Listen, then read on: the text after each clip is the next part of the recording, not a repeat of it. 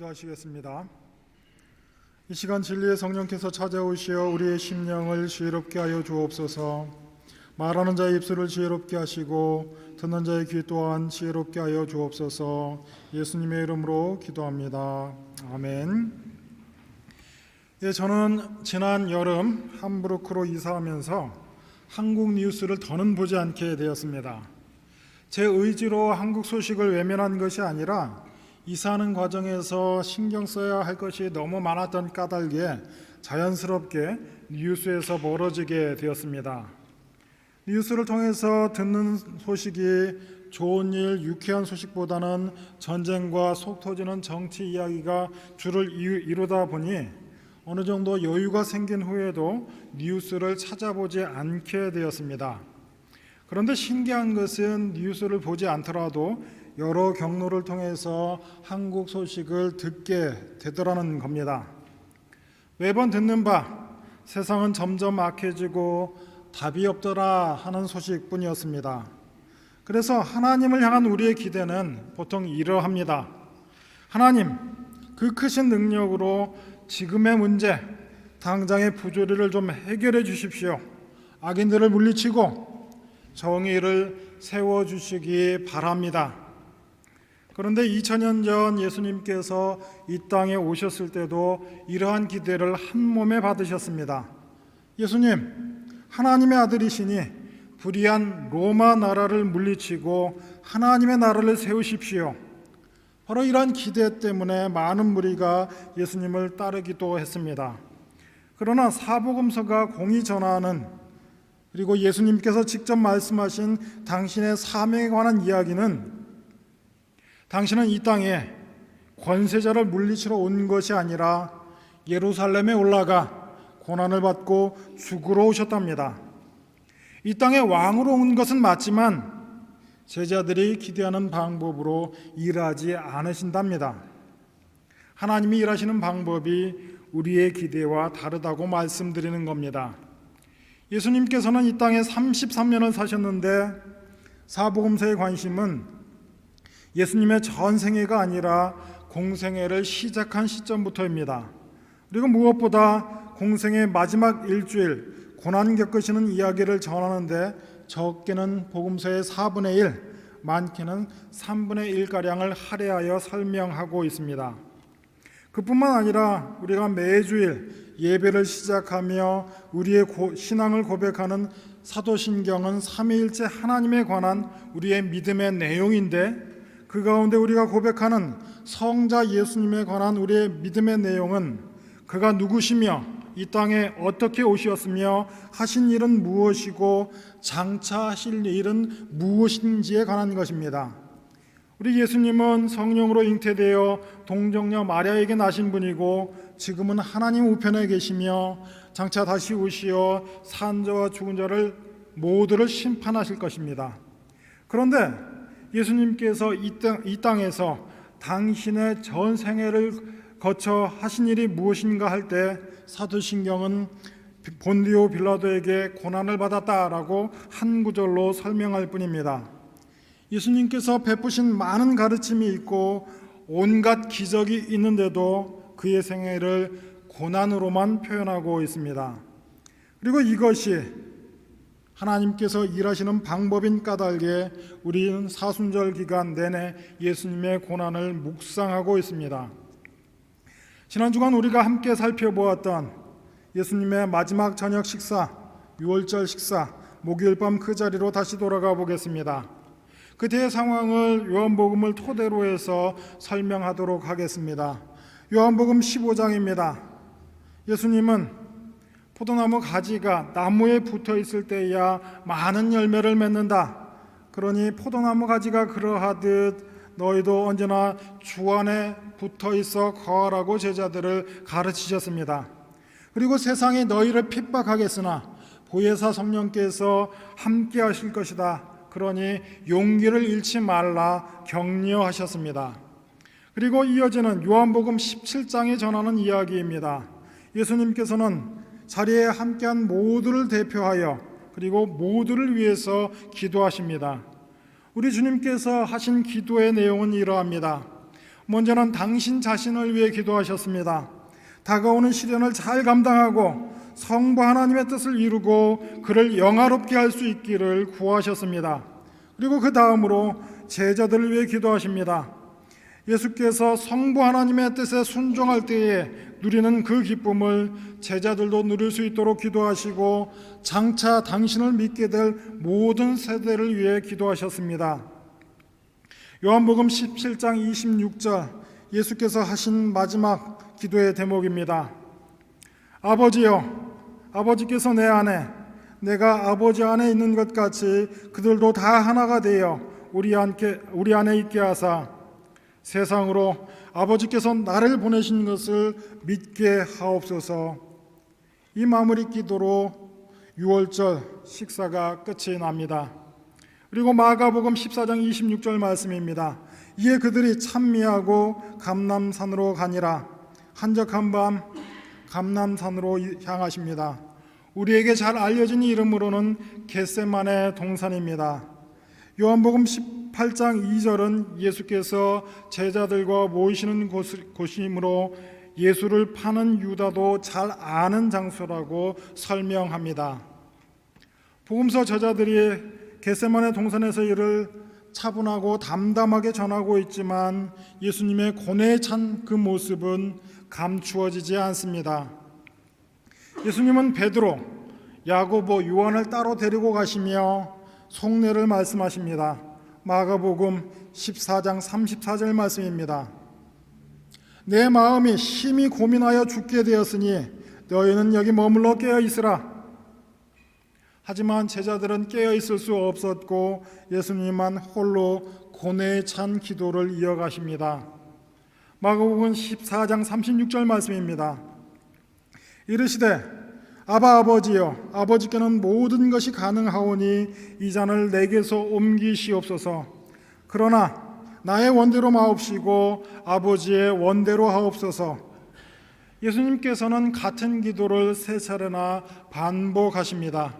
누가복음은 예수님의 고뇌를 땀이 땅에 떨어지는 핏방울 같이 되더라 이렇게 표현하기도 했습니다. 예수님 마음속에 큰 고민과 고통을 강조하고 있습니다. 예수님은 십자가의 고난을 잔에 비유하십니다. 아버지의 뜻에 따르겠으나 이 잔을 받지 않고 그냥 지나가길 바라신다라고 말씀하십니다. 이 잔은 무엇을 의미합니까? 이 질문의 중요한 이유는 바로 죽음을 대하는 예수님의 태도 때문입니다. 우리는 종종 죽음을 담담하게 대면한 분들의 이야기를 듣습니다. 기독교 지성으로 불렸던 이어령 교수께서는 몸속에 암이 발견되었는데 항암 치료가 몸과 마음을 힘들게 한다 하여 마지막까지 치료를 거부하고 맑은 정신으로 저술활동을 하다가 죽음을 맞았다는 이야기를 우리가 들어 알고 있습니다. 그리고 성공회대 교수였던 신영복 교수께서는 피부암으로 마약성 진통제마저 효과가 없는 상황이 되자 스스로 곡기를 끊고 죽음을 맞이하기도 했습니다. 이렇게 죽음을 맞이한다는 건 너무나 놀랍기만 합니다. 저는 죽음을 질병 차원이 아니라 자신의 사명, 신념을 지키기에 죽음을 기꺼이 맞이한 인물을 여럿 알고 있습니다. 플라톤은 자기 스승 소크라테스의 죽음을 묘사한 적이 있는데 소크라테스는 독이 든 잔을 손에 들었으나 그 손이 떨리지 않았고 독이 든 잔을 입술에 가져갈 때의 표정은 결코 어둡지 않다고 전하고 있습니다. 담담한 표정으로 마지막 한 방울까지 독이 든 잔을 마셨으며 눈물을 흘리는 친구들을 향해 쓸데없는 행동을 한다고 책망을 하였고 평정심을 유지하는 가운데에 동료들에게 오히려 용감해지라고 격려하기까지 했다고 전하고 있습니다. 소크라테스는 죽음, 두려움도 슬픔도 저항도 없이 전에 죽어갔다고 플라톤은 전합니다. 그러면 소크라테스가 우리 예수님보다 용감했다라는 말입니까? 이 외에도 기독교 역사 가운데에 죽음을 용감하게 받아들인 사례는 얼마든지 있습니다. 로마의 박해 아래서 천국의 소망을 가지고 담대하게 죽어간 많은 순교자들을 우리가 기억하고 있습니다. 그리고 한국 초기 기독교 역사에서도 수많은 순교자들이 죽음을 두려워하지 않았다는 증언이 있습니다. 그런데 지금 겟세마네 동산에서 예수님은 아버지의 뜻을 따르겠으나 할 수만 있다면 이 잔을 물려달라고 기도하고 계십니다. 땀이 핏방울처럼 흐르듯 간절히 기도하십니다. 기독교 순교자들이 죽음 앞에 담대했다면 지금 겟세마네 동산에서 예수님은 죽음을 두려워하고 슬퍼하고 계십니다. 순교자들이 천국의 소망으로 열정에 불타고 있는데 예수님은 지금 망설이고 계십니다. 그 이유는 예수님께서 받아드신 잔의 성격이 달랐기 때문입니다. 예수님은 받으실 잔, 그 잔은 매질을 당하고 십자가에 못 박히는 육체적인 고통만을 의미하지 않습니다. 또한 자기 백성들에게 멸시당하는 정신적인 고통만을 의미하지도 않습니다. 오히려 온 세상의 죄를 짊어져야 한다는 고뇌, 하나님과 단절되는 심판을 받아야 한다는 영적인 고통 때문에 슬퍼하고 계십니다. 무슨 이유인지는 모르겠으나 우리말 사도신경에 번역되지 않은 구절 하나가 있습니다. 십자가에 못 박혀 죽으시고 장사한 지 사흘 만에 사이에 한 구절이 생략되어져 있습니다. 혹시 화면이 준비되어져 있으면 띄워주시지요. 영어로는 저렇게 적어져 있습니다. 읽지는 않겠습니다. 영어를 읽으려고 그러면 아직도 심장이 벌렁벌렁거려갖고 생략하고 독일어만 읽겠습니다. Hinabgestiegen in das Reich des Todes입니다. 예수께서 지옥에 내려가셨다라는 구절입니다. 왜 우리말 신앙 고백에선 빠졌는지 모르겠지만 온 세계 기독교 교회들이 예수께서 지옥에 내려가셨다라는 사실을 고백하고 있습니다. 이 구절은 예수께서 당하신 고난의 본질에 대한 고백입니다. 하나님으로부터 철저한 단절을 심판으로 우리 주님께서 받으셨던 것입니다. 에스겔 23장 32절에서 34절 말씀입니다. 주 여호와께서 이같이 말씀하셨느니라. 깊고 크고 가득히 담긴 내 형의 잔을 내가 마시고 코웃음과 조롱을 당하리라. 내가 내 형 사마리아의 잔 곧 놀람과 패망의 잔에 넘치게 취하고 근심할지라. 내가 그 잔을 다 기울여 마시고 그 깨어진 조각을 씹으며. 예수님께서는 구약에서 잔이 갖는 이런 의미 가운데에 그 잔을 받으셨습니다. 예수님께서 당신 앞에 지금 놓인 잔이 악인에게 놓여진 진노의 잔이라는 사실을 잘 알고 계셨습니다. 죄에 대한 심판으로 아버지로부터 단절된다는 사실 앞에서 고뇌하셨던 것입니다. 하지만 여전히 예수님께서는 하나님의 뜻을 따르려는 강한 의지를 가지고 계셨습니다.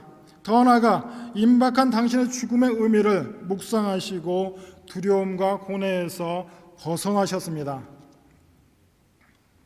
배신자 가룟 유다를 앞세우고 로마 군대와 대제사장의 종들이 예수님을 잡으러 왔습니다. 이때에 예기치 못한 돌발 상황 하나가 발생합니다. 요한복음 18장 10절 말씀입니다. 이에 시몬 베드로가 칼을 가졌는데 그것을 빼어 대제사장의 종을 쳐서 오른쪽 귀를 베어버리니 그 종의 이름은 말고라. 여러분은 이 장면을 어떻게 보십니까? 베드로는 무장한 로마 군인을 공격하지 않고 제사장의 종 말고의 귀를 자릅니다. 기본적으로 벳사람은 칼을 잘 다루는 사람이었고 우리가 잘 알다시피 베드로는 전업 어부였습니다. 자기의 스승이 잡혀가려고 하는 그 위기의 순간 어떻게든 예수님만은 지켜야겠다라고 생각했을 것입니다. 그런데 로마 권력을 향해 칼을 겨눌 자신이 없었던 까닭에 가장 만만해 보이는 제사장의 종의 귀를 자르는 정도로 위협하여 쫓아버릴 생각을 했던 모양입니다. 이때 상황을 누가복음은 좀 더 구체적으로 묘사합니다. 예수님은 절단된 말고의 귀를 고쳐주시고 이 상황을 수습하십니다. 만약에 예수님께서 이 폭력 사태를 수습하지 않으셨다면 예수님의 제자들 역시 큰 고초를 받았을 것이 분명합니다. 더 나아가 약자 중에 약자였던 대제사장의 종의 삶 역시 망가졌을 것입니다. 예수님은 체포를 저지하는 베드로에게 말씀하시는데 요한복음 18장 11절 말씀입니다. 예수께서 베드로더러 이르시되 칼을 칼집에 꽂으라. 아버지께서 주신 잔을 내가 마시지 아니하겠느냐. 저들이 내 목숨을 빼앗는 것이 아니라 하늘 아버지께서 작정하셨고 내가 그 뜻에 순종하여 이루어지는 일이다. 이 사건 이후 예수님께서 십자가에 달리시기 전까지 많은 일이 있었습니다. 로마 군병에게 체포를 당하시고 헤롯과 빌라도 사이를 오가시며 재판과 조롱을 받으셨습니다. 제사장과 군병들의 모욕과 침뱉음, 채찍질 등 예수께서 당하신 고난에 대한 자세한 이야기는 잠깐 생략하도록 하겠습니다. 다만 마지막 순간을 생각해 보겠습니다. 이에 대해 이사야 53장 7절 말씀입니다. 그가 곤욕을 당하여 괴로울 때에도 그의 입을 열지 아니하였으며 마치 도수장으로 끌려가는 어린 양과 털 깎는 자 앞에서 잠잠한 양같이 그 입을 열지 아니하였도다. 예수님께서는 십자가 사형 선고를 받고도 아무 말 없이 골고다 언덕에 오르셨습니다. 복음서 저자 역시 십자가형을 자세히 묘사하는 대신 그저 그들이 예수님을 못 박았다라고만 전합니다. 마가복음 15장 25절 때가 제3시가 되어 십자가에 못 박으니라.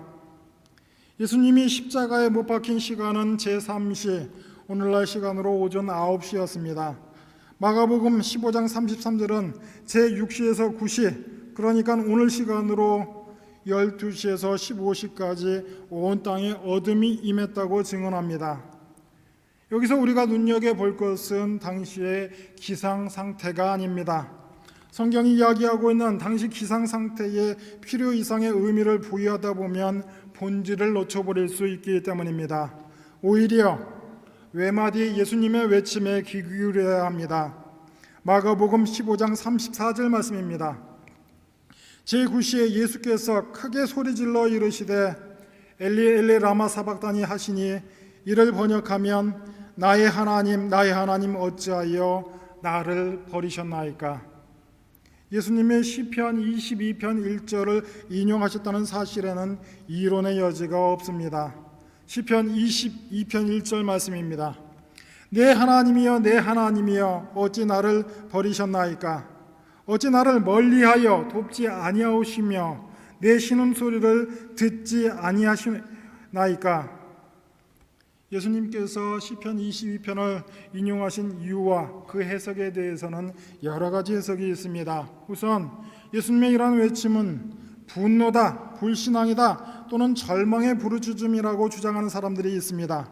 이와 더불어 예수님의 철저한 고독의 표현이었다라고 해석하는 사람들도 있습니다. 하지만 이러한 주장은 예수님의 인성을 강조한 나머지 신성을 외면한 설명입니다. 또 다른 부류는 시편 22편 전체 맥락에서 해석해야 한다. 시편 22편 전반부는 고난을 이야기하지만 마지막에서는 승리를 말하고 있기 때문에 예수님의 이 외침은 승리의 외침이었다라고 이야기합니다. 이 또한 너무나 억지스러운 주장입니다. 여러 주장이 있겠으나 가장 타당한 해석은 읽는 그대로 읽어내는 것입니다. 한마디로 하나님이 예수님을 버렸다입니다. 종교개혁가 칼빈의 말을 그대로 인용하겠습니다. 만약 그리스도께서 육신만 죽었다면 그의 죽음은 유효하지 못했을 것이다. 만약 그의 영혼이 그 형벌을 함께 받지 않았다면 그는 육신의 구속자밖에 되지 못했을 것이다. 예수는 정죄받고 버림받은 인간의 무서운 고통을 그 영혼까지 대신 버림받는 일을 통해 엄청난 죄값을 치른 것이다. 성자 예수님이 유기된 사건은 우리의 죄에 대한 합당한 대가를 치르기 위한 것이었습니다. 예수님께서 시편 22편을 인용하심으로 십자가의 고통을 유기 내지는 분리로 정확하게 묘사하셨고 동시에 당신이 완전하게 성취하신 구원을 표현하셨습니다. 어찌하여 나를 버리셨나이까 하는 외침 후에 예수님은 잇따라 세 마디 말씀을 하십니다. 우선은 내가 목마르다 였습니다. 이것은 영적인 고통뿐만 아니라 육체적인 고통, 인간으로 나신 예수님의 육체적인 고통을 의미합니다. 그리고 그 다음으로 다 이루었다 외치셨습니다. 그리고 마지막 숨을 거두기 직전 내 영혼을 아버지 손에 부탁하나이다 라고 말씀하셨습니다. 예수님께서 십자가에 위에서 하신 말씀 가운데에 다 이루었다라는 말은 법조문이 공포되고 탕탕탕 방망이를 두드려 효력이 발생하는 것과 같은 의미입니다. 구원의 길이 완성되었고 앞으로도 영원히 완성된 상태로 남을 것이라는 의미입니다. 십자가 위에서 이루어진 구원은 사형을 집행한 사람들에 의해 완성된 것이 아닙니다. 이 세상에서 해야 할 일을 다 이룬 사람은 오직 예수 그리스도 한 분뿐인 줄로 믿습니다. 예수님은 세상의 죄를 감당하셨습니다. 그리고 이를 통해 오늘 우리의 구원을 이루신 줄로 믿습니다. 하나님과 인간 사이에 새 언약을 세우신 줄로 믿습니다. 하나님과 죄인 사이를 가로막던 성소의 휘장이 위에서 아래로 찢어진 사건은 죄의 벽이 허물어졌음을 의미합니다. 무엇보다도 이 일의 주체는 인간이 아니라 하나님 한 분이셨습니다. 이 모든 일이 있고 난 뒤에 36시간이 지나고 하나님께서는 예수님을 죽음에서 일으키셨습니다. 우리를 대신해 벌을 받고 죽으신 예수님께서 부활을 통해 모든 사람들 앞에서 당신의 무죄함을 증명하셨습니다. 부활은 예수님이 헛되이 죽었다라는 말이 아니라 우리의 죄를 완전히 사하셨다라는 증거가 되었습니다. 오늘 본문 말씀입니다. 하나님이 죄를 알지도 못하신 이를 우리를 대신하여 죄를 삼으신 것은 우리로 하여금 그 안에서 하나님의 의가 되게 하려 하심이라. 십자가의 진리는 세 가지 사실을 증언합니다. 인간에 대한 진리, 하나님에 대한 진리, 예수 그리스도에 관한 진리입니다. 첫 번째 진리, 인간에 대한 진리는 인간의 죄는 무섭다. 죄가 무서운 이유는 인간 스스로 해결할 길이 없기 때문입니다. 바로 구약의 희생제사가 전하는 교훈이기도 합니다. 두 번째 진리, 하나님의 사랑은 인간의 상상을 초월한다. 하나님은 인간의 무서운 죄의 문제를 해결하셨습니다. 죄 가운데 태어났으나 죄 가운데 죽게 내버려 두지 않으셨습니다. 이 사랑을 받을 자격이 없는 대상에게 주신 것입니다. 이 사랑을 가장 적절하게 표현하는 말이 오늘 성가대 우리 찬양대 찬양의 제목처럼 은혜입니다. 은혜를 대신하는 적절한 표현 하나를 고르라고 한다면 앞선 행동을 뜻하는 선행한다라고 표현할 수 있습니다. 하나님 편에서 먼저 선행하여 출발한 은혜가 우리 각자가 가지는 믿음보다 선행한다. 내 믿음보다 하나님의 은혜가 먼저 존재했다. 하나님의 은혜가 인간사에서 우리 주 예수 그리스도의 사역으로 구체화되었다. 우리가 예수를 믿어 은혜를 입은 것이 아니라 우리가 믿기 이전에 하나님이 먼저 은혜를 베푸신 줄로 믿습니다. 세 번째 진리는 예수 그리스도께서 값없이 주시는 구원의 은혜를 완성하셨다는 겁니다. 우리는 예수께서 나를 위해 죽으신 것을 믿습니다. 그런데 언제 돌아가셨습니까? 2000년 전에 돌아가셨습니다. 시간상으로 예수님의 죽음과 부활이 먼저 있었고 2000년이 지나 지금 내가 믿게 되었으니 무엇이 앞서고 있습니까? 우리가 회개하기 전에 구원이 필요한 존재인지, 죄로 죽었던 존재인지를 미처 알지 못하던 2000년 전에 하나님이 우리를 위하여 그 아들을 먼저 보내 우리의 죄를 속하신 일이 선행되었던 것입니다. 그런데 그 사실을 내가 이제 알게 되었다, 이제 고백하게 되었다. 무슨 말이냐? 내가 믿어서 예수가 죽은 것이 아니다. 먼저 선행한 그 구원의 은혜를 알라는 말입니다. 하나님께서 크신 은혜로 아무 공로 없는 우리를 구원하신 줄로 믿습니다. 우리 편에서 아무것도 한 일이 없다라고 하여 그냥 된 일도 아닙니다. 예수께서 이 땅에 오시어 당신의 몸을 찢어 이루신 구원인 줄로 믿습니다. 그리고 그 주님께서 성령을 보내어 지금 우리와 함께 하시는 줄로 믿습니다. 그러면 예수 그리스도 그 십자가의 은혜를 아는 우리의 기도의 내용은 무엇이 되어야 하며, 예수 그리스도 십자가의 은혜로 살아가는 우리의 사명은 무엇이 되겠습니까? 더는 더 이상은 하나님 그 크신 능력으로 지금의 문제, 이 땅의 부조리를 해결해 주세요.